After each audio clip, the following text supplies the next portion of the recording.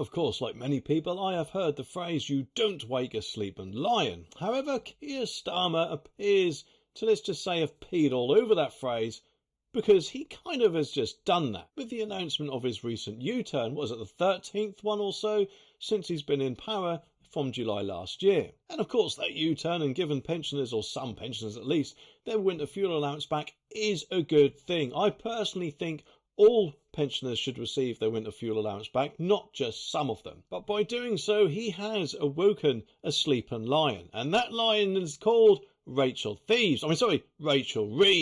But why do I say that then? I mean, let's face it, she has been peeing people off all up and down the country for quite some time with what she's been announcing. Well, she has for a period of time actually stopped announcing those nasty things, and now she's going to presumably be announcing a load of other things, because this latest U-turn apparently means that, according to this article, she needs to find, or Rachel Reeves says that she needs to find £5 billion for the cost of Starmer's latest U-turn. Now you'd think, wouldn't you, that she could easily do that? I mean, let's face it, from what I'm aware, Ed Miliband, or Ed Sandwich Miliband, or whatever you want to call him, he is getting, £11 billion to help with overseas climate emergencies. So I think she'd just say, wouldn't you, sorry, no, you rascal, you can't have all that money, I need some of it back. But with, let's face it, Keir Starmer's latest capitulation, shall we call it, to the EU on their net zero targets, or whatever it was, then that is more than likely going to be harder to do. I personally don't think she'd have done that anyway.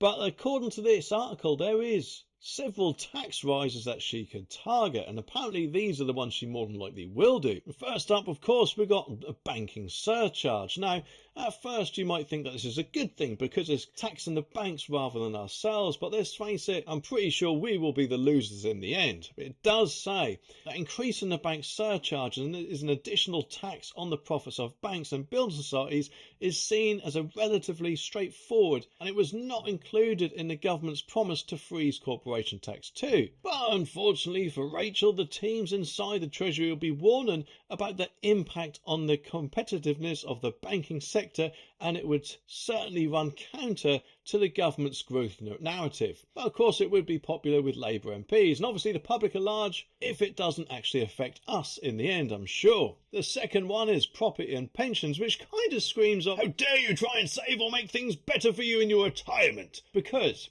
the property tax suggestion in the Rayner memo, where the collection of either small changes wouldn't raise much, or wholesale interventions into stamp duty that would have a knock-on implications for the property market. And it does say that they suspect they will be dismissed quite quickly. But introducing a pensions lifetime allowance, on the other hand, it says would be certainly have got a warmer hearing from officials who never were keen on Jeremy Hunt's abolishing it in the first place. Although there is more than likely still a chance that she might do the first one, eh? Income tax changes. Well, hang on a minute.